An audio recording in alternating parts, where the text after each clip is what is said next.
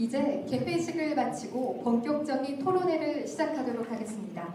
준비하는 동안 한국마을지원센터 연합 농촌지역 마을지원센터 연대 연영 및 오늘 일정을 안내해드리겠습니다. 2013년 9월 26일 14개 회원센터가 모여 한국마을지원센터 협의회가 출범했고요. 또 2016년 7월 25일 사회적 협동조합 인준을 통해 한국마을지원센터 연합으로 변경해 오늘에 이르고 있습니다. 지금까지 마을기본법 국회 토론회, 또 정책 수립을 위한 전국센터장 워크숍, 부문별 영역별 전국 마을 중간지원 조직 실무자 연수 교육을 시행하고 있습니다. 2017년 9월 한국마을지원센터 연합 내 농촌마을정책위원회를 신설했습니다.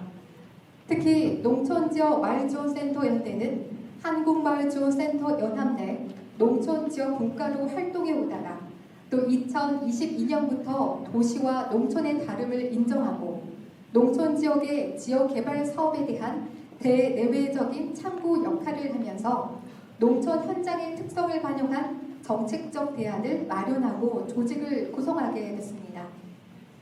오늘 토론회는 그 첫 발을 내디는 자리입니다. 이후 농촌지역 마을지원센터 및 농촌지역개발사업 중간지원 조직과의 대화 모임을 통해 농촌지역 마을 공동체 활성화를 위한 정책적 대안을 마련해 나갈 계획입니다. 그럼 오늘 첫 번째 발제를 맡으신 이필구 이사장님의 발제를 듣도록 하겠습니다. 큰 박수로 맞이해 주시기 바랍니다.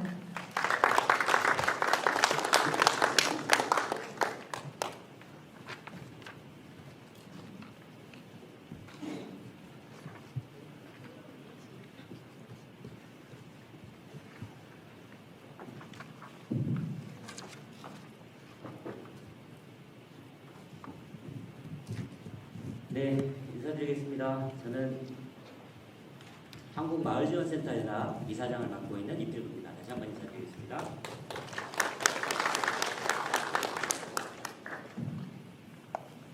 오늘 사실은 저희 한국마을지원센터 연합 이제 농촌센터 연대 차원에서 농촌과 관련된 이제 다양한 정책 사업들 그리고 그동안에 진행됐던 많은 농촌과 관련된 사업들이 어떻게 하면 보다 더 효과적으로 농촌에 살고 계시는 주민들이 주체가 되셔서 이 사업과 내용들을 잘 끌고 갈 수 있을지를 사실은 고민하고 연구하는 자리라고 생각하고 있고요. 그리고 이거는 이제 한 개 센터의 문제가 아니라 우리 한국사회 전체의 문제이기 때문에 이 전체가 함께 이 농촌을 살려가는 문제, 지방이 소멸돼가는 이 문제와 관련해서 어떤 대응을 해야 되는지 한국마을지원센터 연합 차원에서도 고민이 많은 자리라고 생각합니다. 저는 사실 오늘 말씀은 한국마을지원센터 연합과 관련된 다양한 이야기보다는요. 그동안에 이제 마을 공동체 운동, 마을 만들기 운동이라고 하는 흐름과 방향에 맞춰서 방향에 대한 말씀을 조금 더 강조해서 드리고 싶습니다. 그리고 지난 한 20년이 넘는 시간에 걸쳐서 이제 다양한 사업들이 진행이 됐는데요. 이 사업들에 대한 여러 가지 평가가 있을 수 있지만 어떤 원칙과 기준이 우리한테 더 필요한지 그리고 앞으로 향후 한 10년 정도 진행되는 농촌과 관련된 다양한 사업들이 어떤 방향과 원칙으로 나아가야 되는지 이런 말씀들을 이제 중간지원 조직 활동가 입장에서 말씀을 드리도록 하겠습니다. 우선은 저는 마을 만들기라고 하는 이 용어나 이 사업들이 우리 한국 사회에서 이제 본격적으로 드러나고 강조가 되기 시작한 것은 2010년이 넘어서가 아니고요. 90년도 초반 이후부터 저는 시작된 우리 사회운동이라고 생각합니다. 그 과정에서는 90년 초반에 지방자치제가 시작이 되고요. 지방의 문제를 지역의 주민들이 스스로 풀어가는 과정들을 어떻게 형성하고 만들어야 될까. 결국은 지역이 연결된 구조를 만들어서 결과적으로 지역사회 문제를 함께 해결해가는 과정들이 필요하다라는 고민을 갖는 사람들로부터 출발했다라고 생각합니다. 제가 이제 안산시에서 일을 하고 있는데요. 안산시로 승격된 지가 한 36년 된 도시입니다. 시와 반월공단이라고 하는 이제 국가산단이 만들어지고 이 국가산단을 운영하기 위한 배후도시 성격으로 안산시가 형성되고 만들어졌습니다. 36년 전에 안산에 몰려들었던 많은 젊은이들은 가급적이면 안산에서 돈 벌어서 빨리 인근에 있는 과천이나 서울로 옮겨갈 비전과 꿈을 갖고 안산에 왔습니다. 그래서 36년 전, 40년 전에 안산에 오신 분들이 지금도 살고 계신 분들이 늘 입버릇처럼 하시는 말씀 중에 하나가 안산도 안산을 하면서 지금도 살고 있는 곳이 안산이다 라고 하는 우스갯소리 같은 말씀을 하세요. 그러니까 이 과정에서 저는 이 마을 공동체와 관련된 사업과 내용들을 안산이 갖고 있는 특징을 가지고 한번 생각해 볼 필요가 있겠다는 생각입니다. 36년 전에 안산은 아무런 인프라가 없었습니다. 그냥 사람들이 살 수 있는 주거 공간 정도, 그리고 어느 정도 문화시설을 조금 해볼 수 있는 정도, 교육과 관련해서 조금 부분적으로 진행되는 정도, 이 정도의 사회 인프라 정도였기 때문에 굉장히 부족한 사회 인프라가 기본적으로 문제가 있었고요.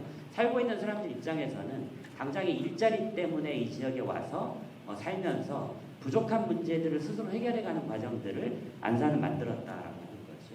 그래서 어느 지방자치단체보다 경기 서남북권의 그 많은 지방자치단체들보다 훨씬 더 많은 공동체의 숫자를 가지고 있고요.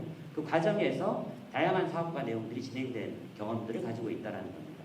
결국 저는 다시 한번 저희가 환기해야 될 여러 가지 부분 중에 하나는 마을 공동체의 사업은 사업이 아니고 사람이 하는, 그리고 우리 스스로를 지속 가능하게 만드는 굉장히 중요한 일이고, 그런 마음의 상태를 갖고 있는 지역의 분위기나 예를 들어서 그렇게 연결되어 있는 구조를 만들지 않으면 현실적으로 많은 사업들이 사업으로 전락할 수밖에 없다라고 하는 이제 마을 만들기 초창기의 모습에서 상상해 볼 수 있을 것 같습니다.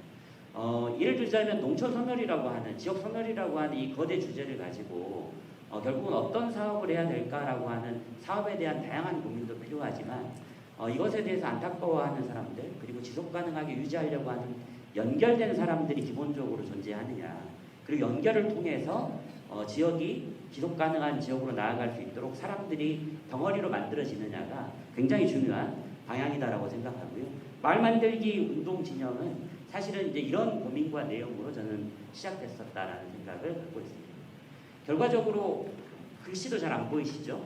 이렇게 표현한 이유 중에 하나는 이게 정부 사업이나 예를 들어 제도권에서 마을 만들기라는 사업이 시작된 게 아니라 필요에 의해서, 그리고 주민들의 요구에 의해서 스스로 모여서 함께 해결해가는 과정을 통해서 마을 공동체 운동이라고 하는 게 시작됐다라고 하는 것을 우리는 늘 염두에 둬야 된다라고 하는 거고요.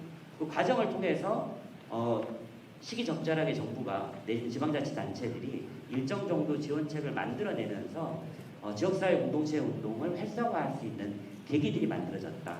결국은 90년 초반부터 시작해서 지금까지 한 30년 정도의 시간을 거치면서 마을 만들기라고 하는 이 운동은 주민으로부터 출발한 이 운동이 결과적으로는 지방자치단체의 지속 가능성을 높이기 위한 사업으로 확장되게 되고 문재인 정부 들어서서는 이게 국가정책으로 확장되면서 결국은 지역을 거점으로 해서 지속 가능한 마을, 지속 가능한 공동체를 통해서 우리 지역사회 문제를 어떻게 해결해 갈 거냐라고 하는 문제로 확장됐다라는 생각입니다.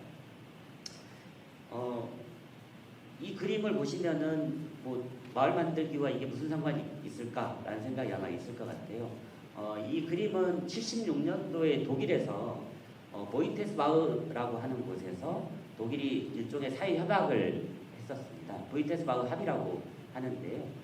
독일에서 이 협약을 한 이유 중에 하나는 독일 스스로가 2차 세계대전을 일으킨 전범 국가로서 국민들 스스로가 무언가 변화 과정에 큰 꼭지, 방점이 필요하다. 그리고 어떤 일들을 우리는 해야 되는지에 대해서 사회적으로 합의해가는 과정이 필요하다라고 하는 76년도에 보이테스바흐에서 모인 사람들의 합의라고 하는 거죠. 이 합의에서의 핵심은 뭐냐면 시민으로 잘 성장한다라고 하는 것들을 기본적으로 갖고 있습니다.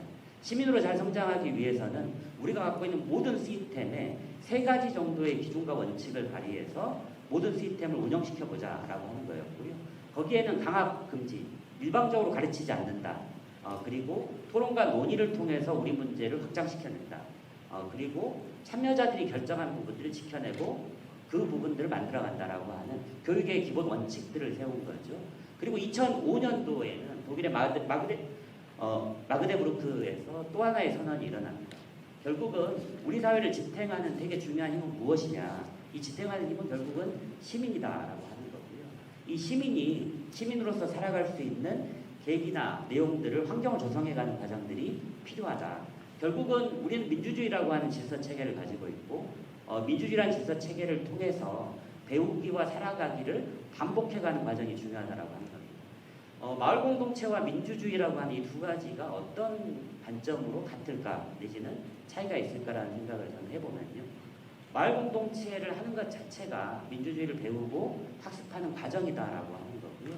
이 과정을 통해서 성장된 시민들이 결국은 지역사회의 힘으로 성장돼 나갈 수 있도록 해가는 과정이 필요하다는 말씀을 드리고 싶습니다.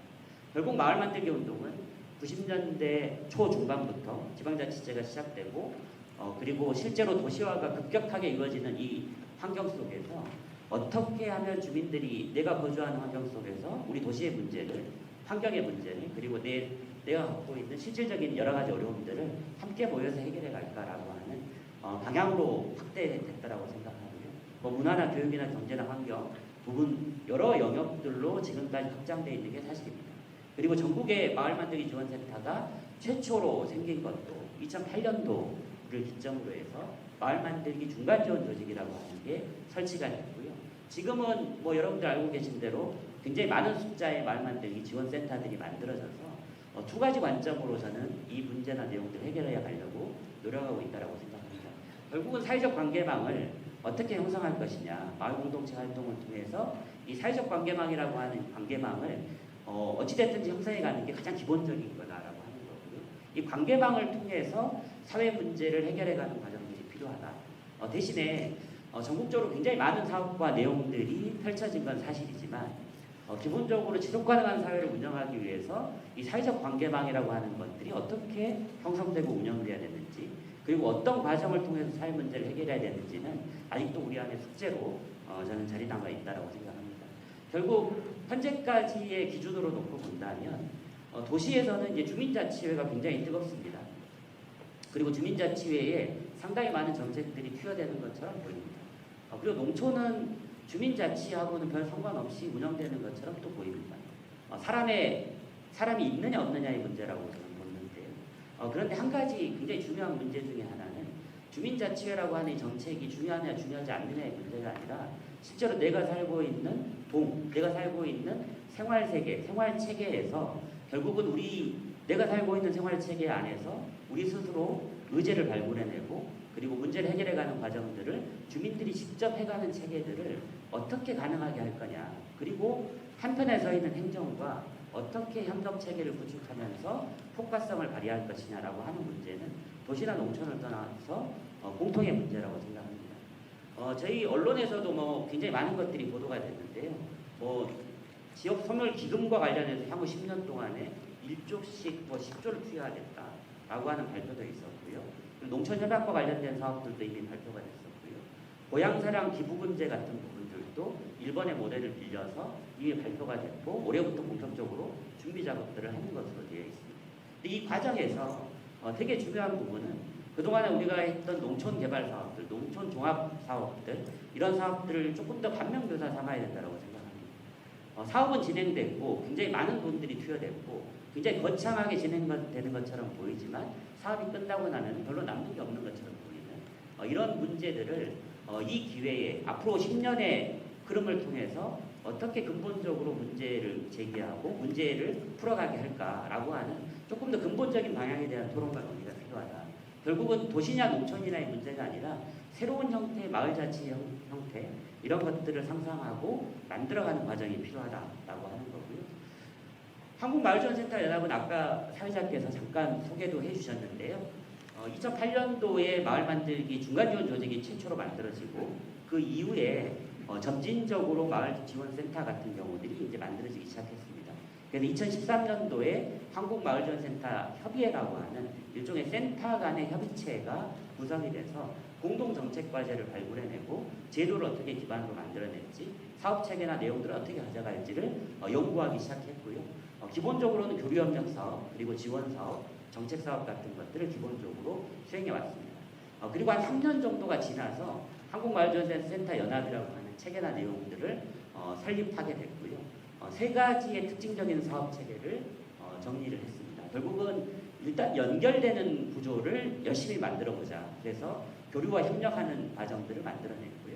그리고 조직을 활성화시키기 위한 사업들, 역량을 강화시키기 위한 것들을 기본적으로 하고 있고요. 가장 중요한 부분 중에 하나는 어찌됐든지 간에 제도적 기반, 형식적 틀과 내용들을 만들어내는 것, 그리고 우리가 가야 될 마을 중심 정책이라고 하는 정책 과제들을 같이 머리를 맞대고 연구하고 이런 부분들을 제시하는 과정들, 이렇게 세 개의 형식과 내용들로 이제 정리가 됐고요.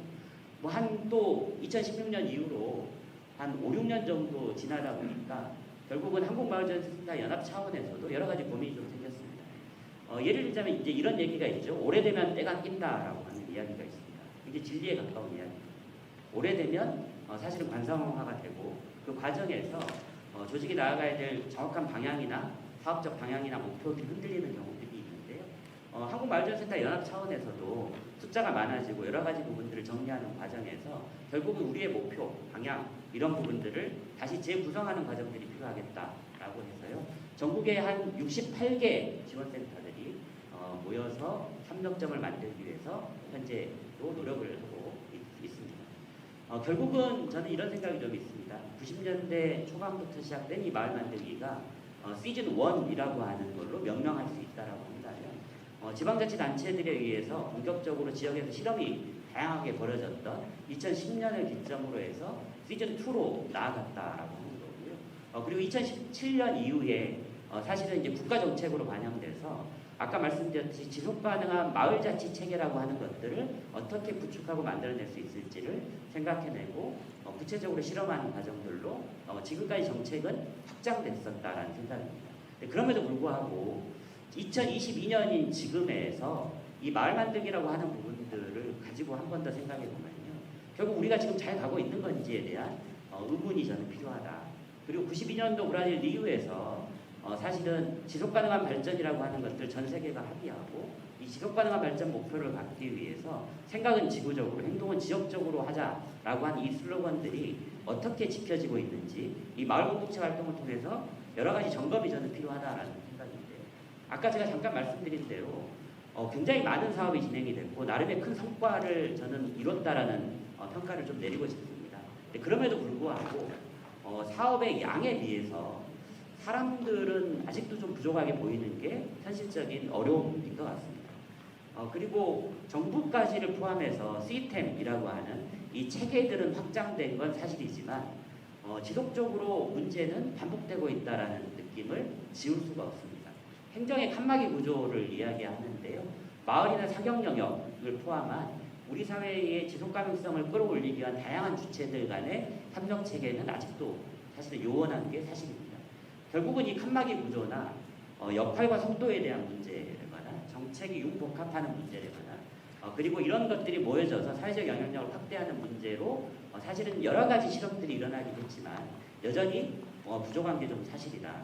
결국은 현재까지 정책이 크게 실패다라고 규정하기는 어렵지만 정책과 전략에 일정 정도 반복되는 문제를 어떻게 개선할 것인가라고 하는 것들이 이 사업을 앞으로의 사업을 지켜보면서 고민이 좀 더 필요하다.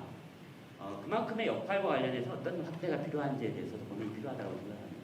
저도 이제 중간지원 조직에 이제 뭐 센터장 역할도 하고 있고요. 시행정 담당 공무원분들과 함께 머리 맞대고 여러 가지 투기 과정들을 만들어 보기도 하고 주민들의 참여를 끌어올리기 위한 여러 가지 노력들을 같이 여러분들과 함께 수행하는 과정에서 한 가지 이제 이런 고민들이 생겼습니다. 우리가 하는 사업이 왜 계속 다람쥐 쳇바퀴 돌듯이 반복될까라고 하는 이 문제와 관련해서 한 가지는 행정의 역할과 그리고 주민의 역할, 그리고 중간지원 조직의 역할이라고 하는 것들이 우리 사회 내에서 좀 명확하게 구분되어 있지 않다라는 느낌을 사실은 갖고 있습니다. 향후에 진행되는 여러 가지 사업과 관련해서는 이 역할을 분명하게 해가는 과정이 저는 필요하다고 생각합니다. 제가 갖고 있는 기본적인 역할과 관련해서는 행정은 기본적으로 지키는 역할을 합니다. 우리 사회가 안정적으로 유지되고 지속적으로 발전되기 위해서 이 안정화를 어떻게 할까? 그래서 기존에 있는 법과 제도라고 하는 이 기본 체계를 가지고 이 기준을 가지고 기본적으로 지키는 역할을 합니다. 그런데 주민은 저는 한편에서는 흔드는 역할을 해야 된다고 생각합니다. 우리 사회가 급격하게 변화하는 여러 가지 시점에서 결국은 주민들이 고정화되어 있는 이 행정의 체계, 운영 체계를 어떻게 잘 흔들어서 더 좋은 방향으로 나아가게 할까라고 하는 고민이 필요하다. 중간지원 조직은 저는 세모의 역할을 해야 된다고 행정 공무원들을 주민들이 만나서 이야기하다 보면 대개 경우는 이런 소리를 조금 더 우스갯소리로 해요. 행정 체계는 무슨 이야기를 드리면 제안을 드리면 늘 OX로만 답을 한다.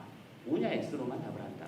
그렇죠? 그런데 사실은 문제는 뭐냐면 주민들의 입장에서 삶의 체계의 입장에서는 모든 문제가 OX로 규결되는 게 아니라 세모로 발전해야 되는 문제들이 있다라고 하는 겁니다. 이게 된다 안 된다를 법과 제도의 기준에 의해서만 판단할 수 있는 게 아니라 주민들이 모여서 지금은 잘 어렵고 안 되지만 앞으로 될 수 있는 방향과 내용들을 어떻게 찾아가야 될까. 이것을 행정과 머리를 맞대고 풀어가는 과정이 필요한데요. 이 역할들을 사실은 중간지원 조직이 사실은 저는 해야 된다. 앞으로의 과정에 있어서 이 역할이 강조가 되지 않으면 결과적으로 사업의 성과나 효과성을 주민의 입장에서 내기가 쉽지 않다라는 판단입니다. 결국 이 과정에서 우리가 잘 가고 있는지 앞으로의 과정에 있어서 우리의 방식이 유효한지 우리가 지향해야 될 목표는 구체적으로 무엇인지를 점검하고 정리하는 과정이 필요할 것 같습니다. 한국마을지원센터 연합 차원에서도 한 작년 1년 동안에 걸쳐서 사실은 다양한 토론과 논의 과정들을 진행했습니다. 결국은 우리가 갖고 있는 체계나 내용들, 특히 사업 체계와 관련해서 어떤 방향과 내용들로 만들어낼지가 사실은 고민을 축적해오는 과정들이 있었고요. 결과적으로는 중간지원 조직 체계의 구심점과 성장을 같이 만들어가는 과정들이 굉장히 필요하겠다. 그리고 주민 활동가들이 우리가 주민이 주체라고 늘 이야기는 하지만 사업을 집행되고 진행되는 과정에서 이 주체인 주민들이 늘 소외되거나 주체 그룹에서 빠져가는 역할 이런 과정들을 늘 경험하고 있습니다. 결국 주민 활동가들을 지원하고 마을 정책의 환경을 조성해가는 과정들이 무엇보다 필요하다. 결국 사람에게 투자해야 된다라고 하는 것들 저희가 주장하고 만들어가야 된다라고 하는 것들이고요. 결국은 이 과정에서 한국마을지원센터 연합 차원에서는 두 가지의 조직 체계를 다시 정비하자라고 정리가 됐습니다. 하나는 광역센터들 간의 연대를 통해서 광역의 정책, 전반적 우리 사회에서의 마을 정책과 관련해서 계속해서 개발하고 확장하는 노력을 하자. 또 한 가지는 지금 저출산 고령화 문제로 벌어지는 지역의 소멸에 대한 문제, 이 전체의 균형점이 무너져가는 이 문제에 있어서 특히 농촌 지역에 있는 센터들끼리의 연대나 협력이 무엇보다도 중요하다. 그리고 한국마을지원센터 연합 차원에서는 이 농촌 센터들 간의 연계를 유기적으로 잘 엮어내고 만들어내는 장을 함께 만들고 그 협력장을 만들어서 결과적으로 농촌센터가 공동의 방향과 지향을 가져갈 수 있도록 마중물의 역할을 한국마을지원센터 연합이 함께 노력하자라고 하는 결의가 있었고요. 그래서 오늘 이 자리도 전남센터장님이신 노영센터장님이 한국마을지원센터 연합의 농촌센터 연대의 대표로서 이 역할과 내용들을 수행하고 계시다라고 말씀드리고 싶습니다. 결국 이런 과정을 통해서 우리의 마을 만들기라고 하는 이 사업과 내용들이 지속 가능하게 주민들의 입장에서 나아갈 수 있도록 하는 방향과 내용들을 고민하고 있고요. 그리고 2022년 올해에는 이러이러한 사업들을 여하튼 기획하고 있습니다. 한국마을지원센터 연합 차원에서는 중간지원 조직의 연결 구조체이기 때문에 여하튼 중간 활동가들, 중견 활동가들을 성장시키는 과정들이 필요하다. 그리고 전국대회를 통해서 함께 우리의 방향과 지향점들을 모색하고 과제를 도출하는 게 필요하다. 그리고 광역센터 협의회와 농촌센터 연대를 통해서 지속적으로 우리 지역의 문제들, 우리 사회의 문제들을 사실은 도출해내고 이 과제들을 구체화하는 것들이 필요하다라고 하는 것으로 정리가 됐습니다. 지금 보여드리는 이 네 가지의 문구는 제 기억으로 한 2003년도 정도에 마을 활동을 하시는 전국의 활동가들이 모여서 마을 만들기라고 하는 게 무엇이냐, 마을 공동체는 어떤 비전과 내용이 있는 거냐라고 하는 것을 정리한 내용입니다. 결국은 스스로 함께 자치와 협치라고 하는 것을 통해서 우리 지역사회 문제를 지역 주민들이 어떻게 해결해가는 과정들을 만들어낼 거냐라고 하는 거고요. 이미 마을이 작은 단위가 아니라 공동체가 작은 역할이 아니라 세상을 바꿀 수 있는 우리 사회를 근본적으로 개선할 수 있는 굉장히 중요한 희망이다라고 하는 이야기고요. 그 희망의 핵심은 사람일 수밖에 없다라고 하는 겁니다. 그리고 이 문제를 해결하기 위해서 어떻게 머리를 맞대고 함께 풀어갈 거냐, 행정과 주민과 중간지원 조직 체계가 이 연결고리들을 어떻게 만들어갈 거냐라고 하는 이 관계에 대한 문제, 학습에 대한 문제 이런 것들을 다시 염두에 두고 앞으로의 10년을 준비해가는 과정들로 나아가셨으면 좋겠습니다. 예, 제 말씀은 이 정도로 마치는 것으로 하겠습니다. 감사합니다.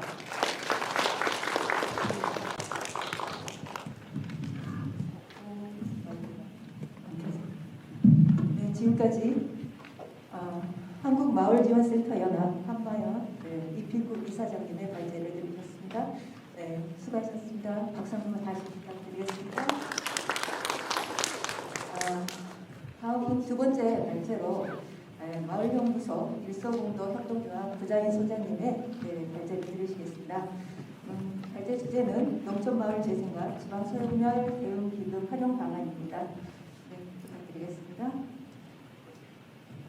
예, 반갑습니다. 전남 모안에서 이런 행사를 하기는 아마 처음 같다 싶습니다. 전라남도 쪽에 그동안 이런 활동들이 좀 약했었는데 오늘 이 자리가 농촌에 아마 전국센터들이 좀 가장 많이 모였던 최근에 그런 행사로 의미가 있다 싶습니다. 제 발표는 지방소멸 대응 기금이라는 이야기가 있긴 하지만 이것도 하나의 계기라고 생각하고 농촌 마을 공동체 활성화를 둘러싼 정책의 방향 중심으로 좀 이야기를 나누고 싶습니다. 이야기를 하고 싶은 이야기는 많은데 30분 내로 또 요약사제 제가 자료를 정리를 충분히 하지 못해가지고 앞뒤 순서가 조금 왔다 갔다 하는 부분도 없진 않을 것 같습니다. 제가 하는 이야기의 상당 부분은 주장이라고 할 수도 있고 그동안 활동 경험에서 정리된 결론 같은 거라고도 좀 이해를 해주시고 이 진지하게 한번 검토를 해주시면 좋겠습니다. 앞부분에 연구소 소개를 했는데 연구소 자체를 제가 홍보하겠다는 것보다는 지금 우리가 하는 활동의 방향을 둘러싸고 마을 주민들이 주인공이 되는 마을 만들기 그리고 오랫동안 주민주도 상향식을 농촌에 노래 부르듯이 해왔지만 실제로 주민주도 상향식이 작동되고 있냐에 대한 근본적인 고민들을 하셔야 되는데 제대로 안 되고 있다고 합니다. 그러려면 농촌 마을 주민들이 스스로 학습하는 구조가 분명히 필요하거든요. 우리가 공부하는 마을을 만들자, 가난한 임금님도 구제 못한다고 항상 주민들이 스스로 답을 찾아가는 그게 중요한데 어느 순간 마을 주민들을 보조사업의 대상자로 길들여 왔던 있잖아요. 거기에 중간 지원도 일정 부분 역할을 하는 부분도 없지는 않은 것 같고요. 마을 주민들이 당사자고 하는 주민들이 주인공으로 등장하고 지역 문제를 스스로 풀려고 노력하는 있잖아요. 이 과정들을 어떻게 도와줄 거냐, 거기에 행정과 중간 지원 조직의 역할이 있다고 봅니다. 이 원칙은 여전히 유효하다고 봅니다. 그러면서 마을 주민들이 스스로 학습하고 답을 찾아가는 과정, 이건 아마 학습운동의 일환으로 마을 학회, 마을 연구소 이런 것을 지역마다 만들어갈 필요가 있다고 저는 주장을 합니다. 그래서 저희가 처음으로 만들긴 했지, 처음이라고 하면 그렇긴 한데 아주 마을 연구소가 있긴 한데 전국 방방곡곡에 지자체마다 한두 개씩 마을 연구소, 마을 학회가 꼭 조직되면 좋겠다 싶습니다. 그래야 지역 내에 같이 문제를 풀어가는데 중간 지원 조직은 여러 가지 정보를 흡수하면서 굉장히 많은 전문성을 쌓아가지만 마을 주민들이 전문성을 쌓을 수 있는 기회는 많지 않다고 봅니다. 일방적으로 교육 대상으로 전략시키고 있는 경향이고요. 그러면서 이게 학회 운동을 좀 더 강력하게 했으면 좋겠고 학회가 말 그대로 학습 모임, 공부 모임입니다. 어느 순간 대학 교수, 연구자들의 전유물이 되어 있는 것은 굉장히 왜곡된 방식이고 외국에서도 학회는 연구자들의 전유물이 아닙니다. 우리가 지금 오해를 하는 것 같고요. 지역마다 공부 모임을 좀 제대로 많이 만들어 갔으면 좋겠다고 제안드립니다. 두 번째 이야기는 마을 공동체의 정책들이 사실은 역사로 거슬러 올라가자면 농촌 쪽은 2002년에 체험 휴양 마을 사업들이 많이 도입될 때 그때 농촌의 마을 만들기, 마을 활동들이 나름대로 활동이 전개되었다고 봅니다. 원래 이 마을 공동체 활동은 농촌에 오랜 역사가 있긴 하지만 한동안 단절되었다가 도시적의 지방자치 주민자치 운동이 전개되면서 이필구 이사장이 말씀하신 것처럼 90년대 지방자치 운동과 더불어 등장을 했다가 농촌은 체험 휴양 마을 사업을 남대로 연계하면서 뿌리를 다져왔습니다. 그게 이제 역사적 근원인데 실제로 그렇게 따지면 20년 정도 주민주도 상향식 나왔던 그때 20년의 역사가 지금 흘렀습니다만은 실제로 20년 동안 농촌이 좋아졌냐? 농촌의 여러 가지 사회 구조적인 문제 때문에 갈수록 어려워진 상황이죠. 그래서 마을 자체는 훨씬 더 고령화가 심각해졌고 마을 내에도 다양한 사람들이 거주하는 그런 상황이 되어 있습니다. 행정의 사업비는 많이 투자되었지만 사업비만 계속 투자되었지 마을 스스로 할 수 있는 구조들은 여전히 제대로 못 만들어 왔다 봅니다. 왜 못 만들어 왔냐? 그 원인 중에는 행정의 정책의 실패도 있고 중간 지원 조직이 어떻게 지원해야 하는 게 바람직한 것에 대해서 충분히 검토 반성하지 못했던 측면도 여전히 있다고 봅니다. 마을 활성화가 잘 안 되는 문제는 국가 정책적인 문제도 여전히 맞물려 있고 불균등 발전이라고 하는 강력한 힘들이 여전히 작동하고 균형 발전이라고 하지만 메가시티라는 흐름으로 가버리고 실제로 농촌 마을 우리가 주장하기로는 도시가 꽃이라면 농촌 마을은 뿌리라고 그렇게 가지는데 뿌리가 튼튼한 나무가 꽃 좋고 열매 많다는 오래된 옛말처럼 거기 과연 지켜지고 있느냐? 농촌 마을은 여전히 무시당하고 있는 셈이고 많은 정책들은 도시 중심이고 농촌에 일부 투자되는 게 과잉 투자되는 것처럼 이야기되는 이런 현실 속에 있다 봅니다. 이걸 어떻게 극복할 거냐? 농촌 마을의 초고령화 상황에 맞게끔 정책 설계가 새로 이루어져야 되는데 여전히 정책 사업은 사업비를 지원하는 것에 집중하고 있고 이제 중간 지원도 조금 설치되는 그런 상황에 있다고 보는데 최근에 농촌 협약이 등장하면서 마을 공동체 할 때 오히려 더 쇠퇴하는 경향도 없지는 않은 것 같습니다. 정책적으로 봤을 때 농촌의 큰 숙제 중에 하나는 마을 공동체, 마을 만들기 이렇게 하면 행정이 사업으로 어느 순간 오해를 하기 시작했습니다.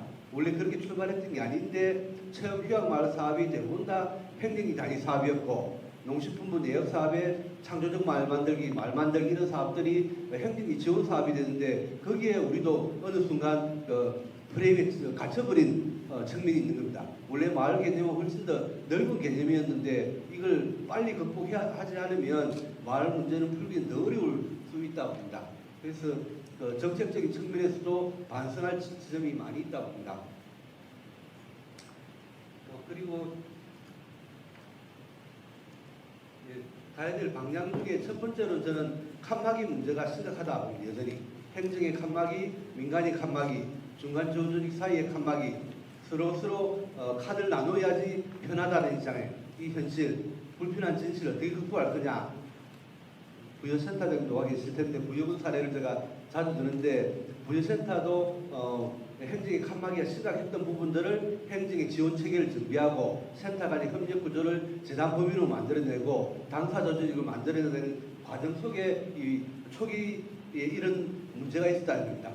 결국 행정의 칸막이가 민간의 칸막이를 확대 재생산하고 센터들도 각자 난립되는 있잖아요. 이런 문제들을 우리 스스로 방임하고 있는 거 아니냐.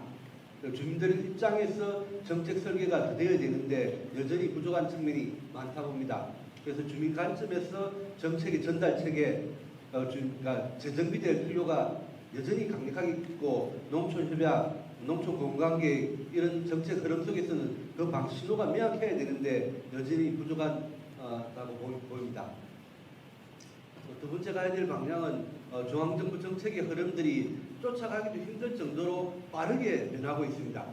사실 말만들기 지원센터 좁게 보면 말만들기 지원센터가 행정이 지원하는 활동에 집중하다 보니 농촌협약은 정말 이해하기 힘든 정책이고 농촌 공간계획의 토지 이용 계획 부분도 전문가가 아니면 더 이해하기 힘들고 이 속에서 어떻게 움직일 거냐. 농촌 마을을 활성화하려고 하면 개별 행정기만이 아니라 마을과 마을이 모이는 민단위 정책도 충분히 관여할 수 있어야 되는데 행정의 담당 부서가 마을 공동체 팀이 되든지 농촌 개발팀이 되든지 같은 부서 업무임에도 불구하고 나눠져 있잖아요. 이 문제를 어떻게 극복할 거냐. 여전히 저는 중앙정부 정책을 따라가는 방식으로는 안 풀릴 것이다. 중앙정부 정책을 뛰어넘는 방식을 우리 현장에서 만들어내야 된다. 그것은 선진 사례를 만들면 빨리 바뀌지 않겠냐 그렇게 봅니다. 그래서 농촌협약, 농촌공간계획을 그대로 따라가면 안 됩니다 하는 이야기는 강조하고 싶습니다. 세 번째가 과연 현장을 책임지는 조직이 있느냐. 정책과 현장 사이의 괴리는 여전하고 주민들이 원하는 이야기들은 현장 포럼 같은 걸 해보면 주민들의 꿈과 희망은 여전히 가지고 있고 뭔가 해보려고 하시는데 왜 정책은 그런 간단한 것조차 제대로 해결을 못 해주느냐. 마을의 경관 문제, 마을의 소득의 주민들의 고령농들의 작은 소득 해결하는 문제, 그리고 마을의 어르신들의 노인 복지 문제, 어디 가도 똑같은 말씀을 하시는데 왜 정책 사업들을 거기에 부응을 하지 못하고 있느냐? 이 괴리를 어떻게 메울 거냐? 5년, 10년 앞을 내다보고 누가 이걸 끌고 갈 것이냐? 일단은 중간 지원 조직이 책임져야 되지만 현재 중간 지원 조직 인력 규모로 봤을 때 지자체의 행정이 이걸 다 감당할 수 있냐? 현실적으로 어렵다 봅니다. 그렇다면 어떤 방향으로 설계를 할 거냐? 현장을 보면서 계속 이 괴리를 메우기 위해서는 중간 지원 조직 진로 설계들을 훨씬 더 세련되게 해야 될 것이라고 봅니다. 우리가 농촌 발전이라고 했을 때 현장의 문제도 많이 알고 있고 답도 어느 정도 알고 있는데 이 전략 설계에 대해서 행정과 중간 지원 조직, 민간 사이의 합의 구조가 여전히 있는 것 같습니다. 밑에 적은 것처럼 5년, 10년 앞을 내다보는 정책 집단의 지역이 있느냐? 중간 지원 조직은 5년, 10년 앞을 내다보고 정책을 지금 설계하고 있느냐? 봤을 때 여전히 미흡한 게 우리 안에는 많이 있다고 보입니다.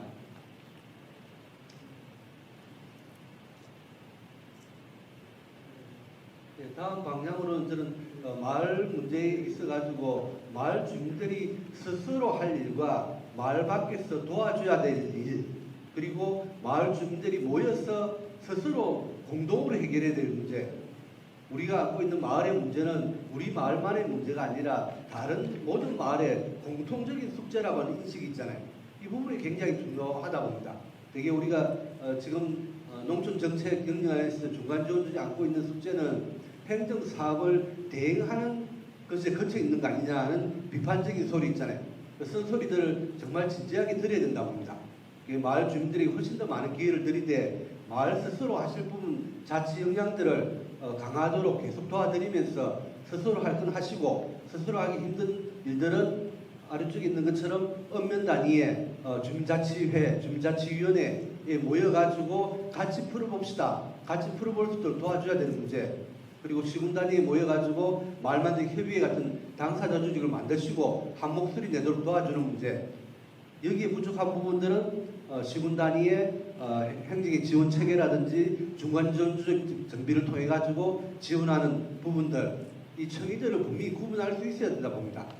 마을의 보조 사업 많이 지원한다고 마을 문제가 풀리지 않는다는 게 오랫동안 저희들이 경험했던 경험의 결과라 봅니다. 하여튼 마을 보조 사업이라고 하는 게 마을에 약이 될 수도 있지만 독이 되는 경우가 훨씬 더 많다고 하는 것을 분명히 반성하고 이걸 어떻게 극복할 거냐, 마을 주민들, 마을 리더들과 진지한 토론들을 많이 해야 될 것이라고 봅니다. 그러면서 이런 자료들이 계속 생산되고 있으니 보면서 공부하고 갔으면 좋겠습니다. 가장 기본적인 것은 저는 마을 내부에 마을 주민들의 권한과 책임들을 명확히 하고 그리고 마을의 규약들이 정비되는 게 가장 기본적이라고 봅니다. 옛날처럼 규약 없어도 마을이 잘 작동되던 시대가 지났거든요. 마을 주민들의 약속이 뭐냐, 우리가 모여 살아야 되는 이유가 무엇인지 명확해야 된다고 봅니다. 도시도 마찬가지고 농촌도 워낙 다양한 사람들이 지금 거주하게 되면서 농사 안 짓는 사람도 많고 같이 모여 살아야 될 명확한 이유가 없습니다. 마을로서 우리가 같이 살아야 될 이유가 무엇인지에 대해서 다시 한번 더 합의를 보는 입장, 그게 마을 규약으로 저는 정리가 되었으면 좋겠습니다.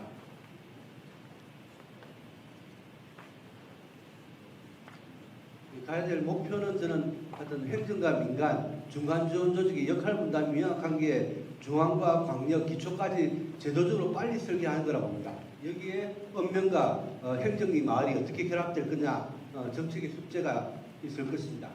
그러면 첫 번째로 저는 출발점은 모든 시군 단위의 민간 협치의 제도적 시스템들을 빨리 정비해야 된다고. 이 10가지 숙제는 어느 지자체나 공통된 숙제라고 봅니다. 이걸 풀어가는 경로는 지자체마다 다를 수 있다고 봅니다. 이 그림은 제가 거의 7, 8년 동안 계속 보여드리고 있는데 이 의미들은 충분하게 공유가 되어 있지 않은 것 같습니다. 중간 지원 조직은 거버넌스가 잘 작동될 때 중간 지원 조직답게 일할 수가 있습니다. 다만 농촌은 스스로 거버넌스를 구축하기 어렵기 때문에 중간 지원 조직의 전업적인 활동가가 상주하면서 민간이 주체적으로 등장할 수 있도록 도와주는 일, 그래서 행정과 대등한 협력 관계를 갖출 수 있도록 만들어주는 그게 역사적인 책무라고 저는 봅니다. 여기서 어떤 경로를 행정에 출발하는 경로도 있고 행정 공무원 중에 굉장히 열정적인 공무원을 만나면 행정에 출발하는 경로도 충분히 있을 수가 있고 또 전업적인 활동가가 많은 쪽은 센터를 먼저 설치하는 경우도 있고 또 민간의 마을위원장 중에 이런 쪽에 경험이 있으신 분이 있다면 네트워크 법인을 먼저 만들고 움직이는 경로도 있을 수 있다고 봅니다. 이 경로들은 지역마다 합의를 봐야 될 부분이겠지만 우리가 일단 급한 것은 시군 단위의 이런 시스템들을 안정되게 만들어가는 것을 봅니다. 그래야 중간지원 조직답게 일하고 중간지원 조직이 제대로 일을 하려면 행정의 지원 체계가 명확하게 정비가 되어야 되거든요. 중간지원 조직의 문제가 아니라 결국은 행정의 문제고 제도 설계의 문제라고 하는 게 우리 분명히 인식을 해야 될 것 같습니다. 여기에 공직자분들도 계시겠지만 행정의 고질적인 숙제들 스스로 어떻게 개혁할 것이냐 이 문제도 동시에 고민해 주셔야 되고 민간에 문제가 있다고 탓하는 것은 행정이 공공행정으로서 직업적 공무원으로서 역할을 방기하는 게 아닌가 그렇게 생각됩니다. 이런 방향에서 농특위의 제도 설계 속에 농특위가 이런 방향으로 가야 된다고 2019년에 합의를 보고 시군마다 이런 방향들을 제안하고 있습니다. 다만 농식품부가 충분히 숙지를 못하고 있다는 게 아쉬운 따름이고요. 그래서 현장도 장기 정리하면서 가고 있는데 이 부분이 내용적으로는 충분히 우리가 여전히 숙지하지 잘 어렵고 중간 지원 조직에 활동하신 분은 어느 정도 이런 문제의 중요성들은 경험 속에서 깨달았다 봅니다. 그러면 새롭게 말 만들기 이런 주민자치 운동으로서의 말 만들기 활동에 경험이 없는 지자체에서 농촌 협약을 계기로 지원센터가 설치되었을 때 우리의 문제점들은 전체적인 맥락이 없이 센터한테 사업비를 줬으니 센터가 일 열심히 하라고 제도 설계가 잘못된 문제는 고민하지 않고 사업비만 잔뜩 주고 인력 배치도 안 된 상태에서 센터에게 무리한 일을 강요하는 숙제가 있다고 봅니다. 두 번째들이 나아가야 될 방향은 엄면 정책이라고 봅니다. 행정기 마을 정책은 어떻게 보면 과단할 정도로 많이 있는데 엄면 정책은 농촌은 특히 취약합니다. 원래 업과 면이 지방자치단체였다고 하는 기억들을 다 잊어버렸고 농식품 정책에서 엄면 정책은 뭐 없는 것과 마찬가지라고 봅니다. 정책 사업만 남아있는 거죠. 마을과 마을이 모여가지고 큰 마을로서 면을 구성한다고 보면 면 전체 정책이 어느 정도 정비가 돼야지 행정이 마을도 유지가 되고 인구도 유지되고 면 소재지에서 배우마을 지원하는 기능도 작동될 텐데 단위 사업을 가지고 이 정책을 설계하려고 하니 잘 되지 않는다는 거죠. 아래 나열된 것처럼 주민자치, 사회적 경제, 통합돌봄 이런 정책들이 다 연결되어야 되고 지방소멸대응기금, 고향사랑기부금 이런 재원들도 이런 정책이 결합돼야 효과가 있을 텐데 현재 말만드기 중간지원 조직을 맡고 있는 담당 부서 업무만으로 이게 가능한 거냐? 가능하지 않다는 겁니다. 우리는 이미 경험적으로 알고 있지 않냐는 거예요. 그래서 엄면단위 정책을 종합적으로 설계하는데 좀 더 관심을 가져야 될 것이라고 합니다. 그리고 농촌의 마을의 어려움들은 정책의 실패이기도 하고 국가 정책에 여전히 강력하게 작동하는 도시화의 흐름의 숙제임에도 불구이긴 하지만 현재 우리가 현장에서 활동하고 있는 중간지원조직 입장에서 보자면 이 문제에 정확하게 개입을 해가야 될 것이라고 합니다. 행정기 사업에 만족하고 거기에 여전히 프레임이 갇혀있는 상태에서는 문제를 못 풀 것이라고 합니다.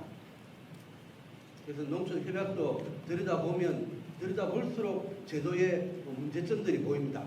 현장 엄면단위 제도 설계를 어떻게 할 거냐. 예를 들어 엄면단위 내역사업의 주민위원회, 추진위원회가 주민위원회 이름이 바뀌었는데 그 주민위원회와 행안부에 정책적으로 했던 주민자치의 관계 설정은 어떻게 할 거냐. 이 부분에 대해서 농식부가 답을 하지 않는다면 결국 칸막이 안에 보건복지부가 평생 지역사회보장협의체를 읍면 단위로 그냥 만들고 그냥 형식만 갖춰놓고 끝난 것처럼 똑같이 주민위원회도 끝나버릴 거라고 봅니다. 우리가 주민이 주도해가지고 읍면 단위의 주민들의 대표 조직을 어떻게 만들어낼 것이냐, 여기에 정책 사업들이 활용을 어떻게 할 것이냐, 이런 관점을 접근해야 되는데 너무 계획과의 관점에서 내역 사업들이 내역 사업의 지침은 바뀌지 않고 농촌협약 제도 틀 안에만 갖추다 보니 갇히게 하다 보니 이 내부 설계들이 잘 안 되는 것 같습니다. 농촌협약의 내역 사업들이 잘 집행이 돼야지 마을들, 행정기 마을들도 잘 유지된다고 본다면 여기에 좀 더 깊이 개입하고 마을만들기 지원센터도 좀 더 여기에 많은 고민들을 해야 될 숙제라고 봅니다. 어려우니까 나 몰라. 센터가 업무 범위가 다르니 팀이 다르니 따로 가겠다 이렇게 해서는 안 풀린다고 봅니다. 그래서 문제의식은 기본적으로 시군 단위의 민간협치의 제도 시스템을 빨리 정비하고 읍면 단위의 민간협치 그리고 행정의 여러 가지 말자치의 전환과 활성화 이런 부분들이 동시에 생각되어야 될 거라고 봅니다. 제도 정비는 하향식으로 하되 상향식의 정책 참여, 주민주도성들이 발휘되는 있잖아요. 이 구조들을 어떻게 설계해가지고 갈 것이냐. 여기에 중간지원조직들이 좀 더 마을 주민들에게 이걸 익히라고 하는 것은 저는 무리라고 봅니다. 굳이 그럴 필요도 없다고 저는 보거든요. 다만 여기 직업적으로 활동하시는 중간지원조직 활동가 분들은 분명히 이해를 하고 정책 간의 협력 구조들을 설계를 해야 될 것이라고 봅니다.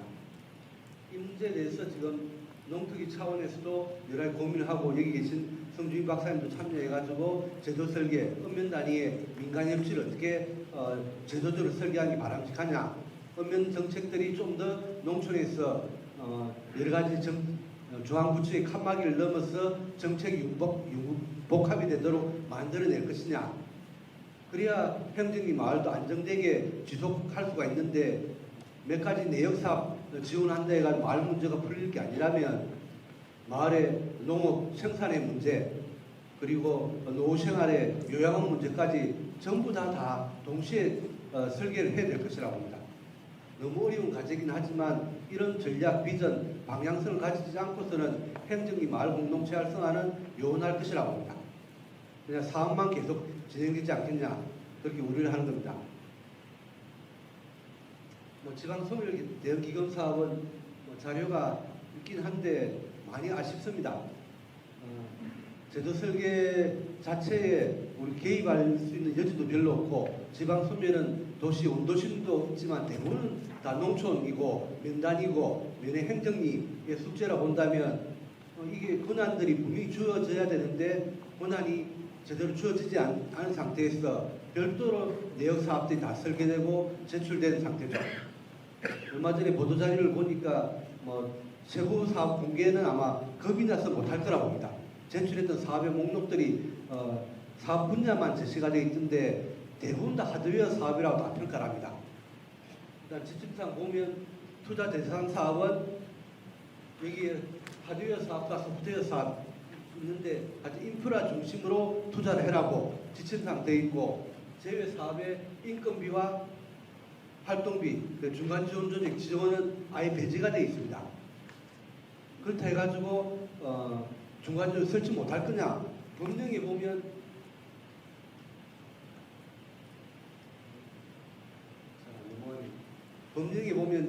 지방자치기금관리기본법이 근거법령인데 여기 보면 지방소멸 대응기금의 관리 운영을 위해 필요한 경비 지출은 법령에 가능하다고 되어 있습니다. 행안부 담당 부서는 안 된다고 이야기하시는데 법에 그렇게 적혀 있다고 하시더라고요. 저는 경험이 있어가지고 행안부 담당 부문이 안 된다 해도 따지고 들어갑니다. 법령을 뒤져보니까 법에는 안 된다는 말이 없다는 거예요. 없는 겁니다. 근데 결국 기재부의 지침으로 하지 말라는 겁니다. 이 말은 그냥 속아 넘어갈 거냐? 저는 과감하게 계속 문제 제기를 우리가 해야 된다고 봅니다. 오늘 같은 자리의 의미도 뭐냐 그러면 우리가 오늘 공부하는 자리로 모이고 토론하는 자리이긴 한데 좀 더 연대 협력 네트워크들이 좀 더 발전한다면 좀 더 큰 목소리를 내야 되지 않겠냐 싶습니다. 지방소멸대응기금은 지방 소멸을 더 시키는 사업 아니냐고 지금. 다 하드웨어 사업. 하드웨어 사업비가 없어가지고 우리가 일을 못하는 게 아닌데 좀 더 사람과 조직에 투자하는 사업으로 전환되어야 될 것이라고 봅니다. 그래서 정말 아쉬운 사업이고 앞으로 10년간 안정되게 지역 활동에 투자될 수 있는 진짜 뭔가를 해볼 수 있는 기회가 있는 사업인데 개입할 여지도 별로 없고 뭐 사업비도 못 쓰게 만들고 이 사업들의 또 다수가 업 소재지에 또 투자되는 거 아닌가 하는 우리가 있는 겁니다. 업의 몇 단위 인구들을 다 흡수하는 게 업인데 지금 업이 빨대 효과를 하는 거잖아요. 또 다른 업에 또 투자하는 거 아닌가 우려스러울 뿐입니다. 그래서 여기에 좀 더 개입을 해야 되고 중간 지원조직 스스로도 역량을 키우고 저도 설계할 때 개입할 여지를 계속 찾아봤으면 좋겠다 싶습니다. 그 다음 이야기는 저희들이 충남의 말 만들기 기본기획 수립하면서 몇 가지 정리했던 내용입니다. 간단하게만 좀 말씀드리는데 이 한 장은 조금 중요한 부분인 것 같습니다. 충남도 말 만들기 활동을 오랫동안 하면서 제도 정비는 많이 했는데 제도 정비에 비해 가지고 말 만들기라는 개념, 관점의 전환은 여전히 부족한 것 같습니다. 그래서 여기 모인 우리 모두의 숙제이긴 한데 첫 번째로 저는 관점을 바꿔야 될 게 마을이라는 개념을 행정위에 너무 집착하면 안 된다. 행정위 역사도 들여다보면 이 지금 이장 제도가 바람직한 제도가 아닙니다. 예를 들어 제가 일본에서 공부하고 왔는데 일본 같은 경우는 이장 제도를 아예 없애버렸거든요. 이장이란 직책이 없다는 게 아니라 행정에서 수당받는 이장이 없다는 겁니다. 지금 수당받는 이장 제도가 되다 보니 행정이 지나치게 속박이 되어 있는 거고 행정이 중심으로 정책이 진행되는 거거든요. 그래서 저는 이 마을의 개념들을 원래 원칙에 맞게끔 저희들은 좀 더 넓은 범위까지 마을 읍면단위, 면단위 안에 면도 큰 마을이지만 면 안에 사회적 경제 같은 공동체 조직도 있을 수 있다고 그 점에 좀 더 우리가 주목을 해야 된다. 이 마을 자체를 행정위에 국한해가 계속 생각하는 이상 문제는 안 풀릴 것이다. 행정위 마을을 둘러싼 사회 경제적인 구조적인 문제를 생각했을 때 행정위 마을의 문제는 내부 문제를 풀기 정말 어렵다고 봅니다. 그런 면에서 이게 지치지 않고 오래 갈 수 있도록 마을 리드가 지치지 않고 오래 갈 수 있도록 문제를 풀어가는 방식에 있어가지고 행정위 문제는 좀 더 길게 보고 지치지 않도록 하는 구조를 어떻게 만들어낼 거냐 했을 때 면단위 정책들이 중요하다고 생각되는 겁니다. 두 번째로 주민 개념도 우리가 사업 신청 받을 때 추진위원회, 마을 주민 다수가 참여하는 추진위원회 이 방식을 고수해서는 안 된다는 겁니다. 예를 들어 옛날에 서울시가 3인 이상만 모이면 보조사업을 지원했던 것처럼 농촌 정책도 마을 주민 구성이 굉장히 다양해졌다는 점을 인정하면서 주민 다수만이 아니라 마을 내에 소수자들도 참여할 수 있는 기회들을 많이 드려야 된다고. 그래야 마을 내의 발언권을 열심히 하고 싶지만 마을 내에서 인정받지 못했던 그런 그룹들도 등장한다고 봅니다. 관계 인구도 개입할 수가 있는 여지가 생기고요. 마을 내 사회적 경제 공동체 같은 조직도 보조 사업을 받아가며 뭘 해볼 수 있는 기회가 있어야 되는데 마을 주민 다수가 참여하는 활동은 보편타당한 일들은 가능하지만 특색 있고 새로운 활동들은 마을 주민 다수가 하기 어려운 사업이라고 봅니다.